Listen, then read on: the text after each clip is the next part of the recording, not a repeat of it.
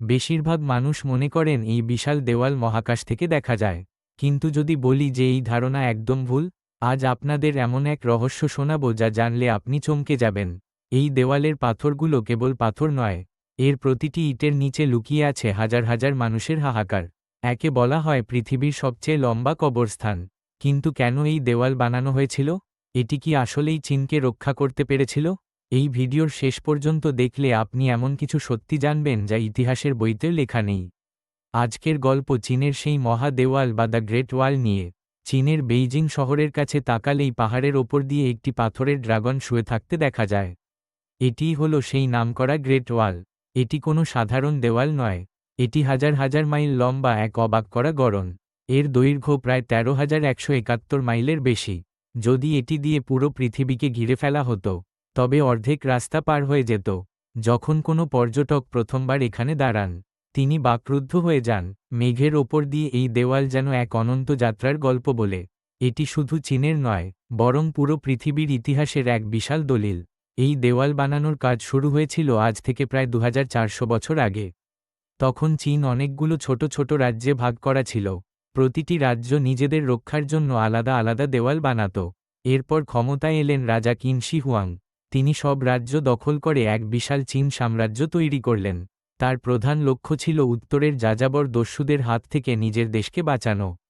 তাই তিনি সব পুরনো দেওয়াল জোড়া দেওয়ার আদেশ দিলেন। সেই সময়ে সারা পৃথিবীতে বড় বড় সাম্রাজ্য গড়ে উঠছিল। কিন্তু কিনের এই পরিকল্পনা ছিল সবার চেয়ে আলাদা এবং ভয়ঙ্কর। এই দেওয়াল বানাতে যে পরিমাণ পরিশ্রম করা হয়েছিল তা ভাবলে গায়ের লোম খাড়া হয়ে যায়। তখনকার সময়ে কোনো আধুনিক মেশিন বা গাড়ি ছিল না। কয়েক লাখ শ্রমিককে এই কাজে লাগানো হয়েছিল। তাদের মধ্যে ছিল সাধারণ কৃষক, চোর আর বন্দি আসামি। তারা পাহাড়ের খাঁজ দিয়ে বিশাল সব পাথর বয়ে নিয়ে যেত। তবে একটি রহস্যময় তথ্য জানলে আপনি অবাক হয়ে যাবেন। এই দেওয়ালের ইটগুলো জোড়া দেওয়ার জন্য ব্যবহার করা হয়েছিল ভাতের মাড়। হ্যাঁ, আমরা যে আঠালো ভাত খাই, সেই ভাতের মাড় দিয়ে পাথরগুলো আটকানো হয়েছিল। এটি সাধারণ চুনের চেয়ে অনেক বেশি শক্তিশালী ছিল। এই আঠার কারণেই আজ 2000 বছর পরেও দেওয়ালটি ভেঙে পড়েনি। এই গ্রেট ওয়ালের ডিজাইন ছিল যুদ্ধের জন্য একদম নিখুঁত। এর ওপর দিয়ে একসাথে কয়েক জোড়া ঘোড়া দৌড়াতে পারত। প্রতি কয়েক মাইল অন্তর বড় বড় টাওয়ার বা মিনার বানানো হয়েছিল। এই টাওয়ারগুলো ছিল সিগন্যাল দেওয়ার জায়গা। যদি শত্রুরা আক্রমণ করত, তবে মিনার থেকে ধোঁয়া বা আগুনের সংকেত পাঠানো হতো। এই খবর এক মিনার থেকে অন্য মিনারে চোখের পলকে পৌঁছে যেত। দেওয়ালের ভেতরে ছিল ছোট ছোট ঘর আর সুড়ঙ্গ। সেখানে সৈন্যরা থাক করত এবং যুদ্ধের সরঞ্জাম জমা রাখত। এই দেওয়াল এমনভাবে বানানো হয়েছিল যেন পাহাড়ের উঁচু থেকে শত্রুদের সব গতিবিধি নজরে রাখা যায়। যিনি এই দেওয়াল বানানোর স্বপ্ন দেখেছিলেন, সেই রাজা কিন শি হুয়াং ছিলেন খুব কড়া মেজাজের। তার আদেশ না মানলে কঠোর শাস্তি পেতে হতো। তার সময় দেওয়াল বানাতে গিয়ে 10 লাখের বেশি মানুষ মারা গিয়েছিল। অনেকে বলেন যারা মারা যেত, তাদের এই দেওয়ালের ভেতরেই কবর দেওয়া হতো। এই করুণ কাহিনীর জন্য একে পৃথিবীর সবচেয়ে বড় কবরস্থান বলা হয়। তবে শুধু রাজা নন, সাধারণ মানুষের আত্মত্যাগের গল্পও এখানে জড়িয়ে আছে। মিং রাজবংশের সময় এই দেওয়ালকে আজকের এই মজবুত রূপ দেওয়া হয়েছিল। তারা চেয়েছিলেন চীনকে এক দুর্ভেদ্য দুর্গে পরিণত করতে।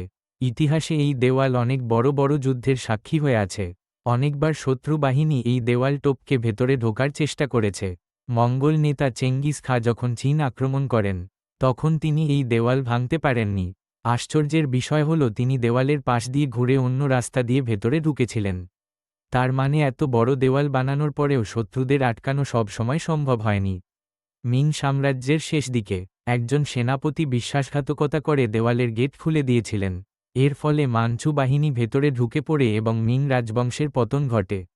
এরপর শুরু হয় চীনের ইতিহাসের এক অন্ধকার সময়। সময়ের সাথে সাথে এই বিশাল দেওয়াল অবহেলার শিকার হতে থাকে। যখন কিং রাজবংশ ক্ষমতায় এল, তারা এই দেওয়াল মেরামতের কাজ বন্ধ করে দেয়। তারা মনে করত এই দেওয়াল এখন আর কোনো কাজে আসবে না। এরপর দীর্ঘ সময় ধরে ঝড়, বৃষ্টি আর মানুষের অত্যাচারে দেওয়ালটি ভাঙতে শুরু করে। অনেক জায়গার পাথর চুরি হয়ে যায়। স্থানীয় মানুষরা নিজেদের বাড়ি বানানোর জন্য দেওয়ালের ইট খুলে নিয়ে যেত।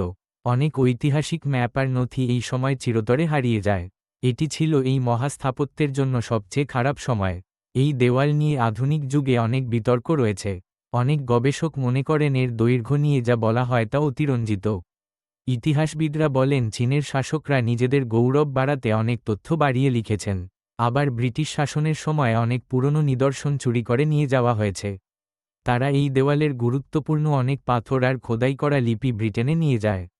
চীনের মানুষ আজও সেই সব সম্পদ ফেরত পাওয়ার দাবি জানায়। অনেক জায়গায় দেওয়ালের আসল চেহারা নষ্ট করে নতুন পাথর লাগানো হয়েছে। গবেষকরা একে ইতিহাসের বিকৃতি বলে মনে করেন। স্থানীয় মানুষের মনে এই দেওয়াল নিয়ে অনেক ভয় রয়েছে। বেইজিংয়ের বাইরের নির্জন এলাকাগুলোতে রাতের বেলা কেউ যেতে চায় না। তারা বিশ্বাস করে ওই শ্রমিকদের আত্মা আজও সেখানে ঘুরে বেড়ায়।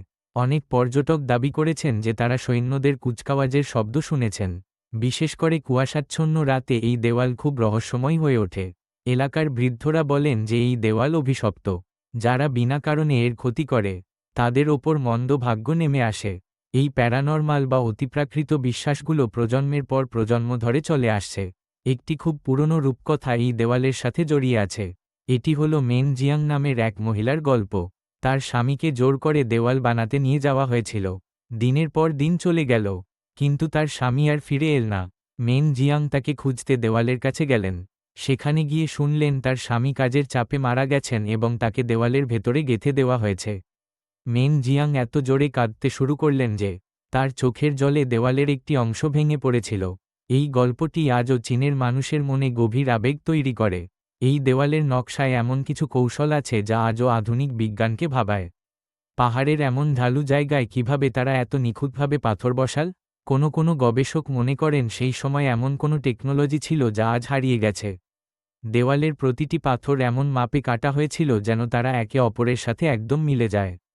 এমনকি ড্রেনেজ বা জল বের হওয়ার সিস্টেমটিও খুব উন্নত ছিল। বৃষ্টির জল যাতে দেওয়ালের ক্ষতি না করে তার জন্য বিশেষ রাস্তা রাখা হয়েছিল। বিজ্ঞানীরা অবাক হয়ে দেখেন যে মাটির ক্ষয়রোধ করার জন্য তারা বিশেষ ধরনের ঘাস ব্যবহার করত। চীনের মানুষের জন্য এই দেওয়াল কেবল একটি পাথর নয়, এটি তাদের লড়াই আর কষ্টের প্রতীক। চীনা ভাষায় একটি প্রবাদ আছে, যে এই দেওয়াল জয় করেনি সে আসল মানুষ নয়। প্রতি বছর এখানে নানা উৎসব আর দৌড় প্রতিযোগিতার আয়োজন করা হয়। এটি এখন চীনের একতার সবচেয়ে বড় চিহ্ন। পর্যটন থেকে আসা টাকা দিয়ে চীনের অর্থনীতি অনেক শক্তিশালী হয়েছে। এটি এখন একটি জাতীয় মন্দির হিসেবে দেখা হয়। তাদের কাছে এটি এক অমর রীতিনীতি বা কালচার। বর্তমানে এই দেওয়ালের অবস্থা নিয়ে বড় ধরনের রাজনীতি চলছে। সরকার পর্যটন বাড়াতে চাইছে, কিন্তু এর ফলে দেওয়ালের ক্ষতি হচ্ছে।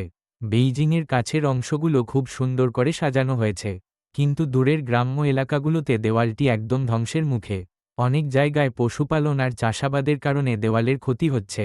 বন্য পর্যটন বা আনঅফিসিয়াল ট্যুরিজম বড় মাথা ব্যথার কারণ হয়ে দাঁড়িয়েছে। পরিবেশ দূষণ আর আবর্জনার কারণে পাথরের রং নষ্ট হয়ে যাচ্ছে। সরকার এখন ড্রোনের মাধ্যমে দেওয়ালের ওপর নজরদারি রাখছে, তবুও সম্পূর্ণ রক্ষা করা কঠিন হয়ে পড়েছে। ইউনেস্কো এই জায়গাকে ওয়ার্ল্ড হেরিটেজ বা বিশ্ব ঐতিহ্যের তালিকায় রেখেছে। এটি পৃথিবীর নতুন 7টি আশ্চর্যের মধ্যে একটি। পৃথিবীর বড় বড় সব মুভি আর ভিডিও গেমে এই দেওয়ালকে দেখানো হয়। গ্রেট ওয়াল মুভিটি তো আপনারা অনেকেই দেখেছেন।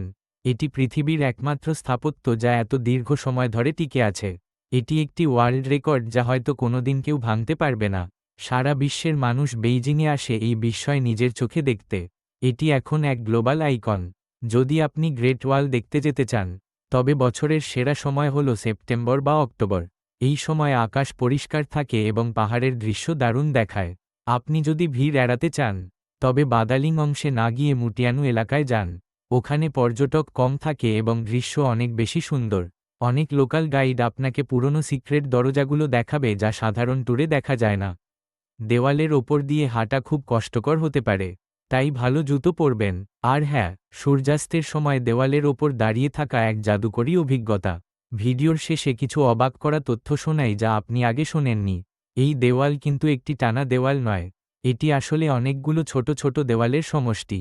মাঝে মাঝে পাহাড় বা নদী থাকলেও তারা আর দেওয়াল তোলেনি। আরও একটি তথ্য হল, এই দেওয়ালের পাথর থেকে এক ধরনের তেজস্ক্রিয়তা বের হয়। এর কারণ হল পাথরের ভেতরে থাকা প্রাকৃতিক খনিজ। সবচেয়ে বড় শখ হল, আমেরিকার প্রেসিডেন্ট রিচার্ড নিক্সন যখন এখানে এসেছিলেন, তখন তিনি বলেছিলেন এটি একটি গ্রেট ওয়াল। তার এই কথার পর থেকেই সারা বিশ্বে এটি গ্রেট ওয়াল নামে পরিচিত হয়। এই বিশাল দেওয়াল আমাদের এক অদ্ভুত সত্যি মনে করিয়ে দেয়। মানুষ নিজের সুরক্ষার জন্য কত বড় পাথর সরাতে পারে, কিন্তু ইতিহাসের পাতায় দেওয়াল সবসময় শান্তি আনতে পারেনি। সীমানা তৈরি করলেও মানুষের মনকে কি বেঁধে রাখা যায়? আমাদের আজকের আধুনিক জগৎও কি এমন কোনো অদৃশ্য দেওয়াল দিয়ে ঘেরা? আপনার কি মনে হয় এই দেওয়াল কি শান্তি এনেছিল নাকি মানুষের জীবনের দাম ছিল বেশি? কমেন্ট করে আমাদের আপনার মতামত জানান। এই ভিডিওটি ভালো লাগলে বন্ধুদের সাথে শেয়ার করুন। আমাদের এই পুরনো ইতিহাসের সফরের সাথে থাকার জন্য ধন্যবাদ। এমন আরও মিস্ট্রি ভরা গল্প জানতে আমাদের চ্যানেলে সাবস্ক্রাইব করুন। দেখা হবে পরের ভিডিওতে। এবার কি আপনি মিশরের পিরামিড নিয়ে এমন কোনো ভিডিও দেখতে চান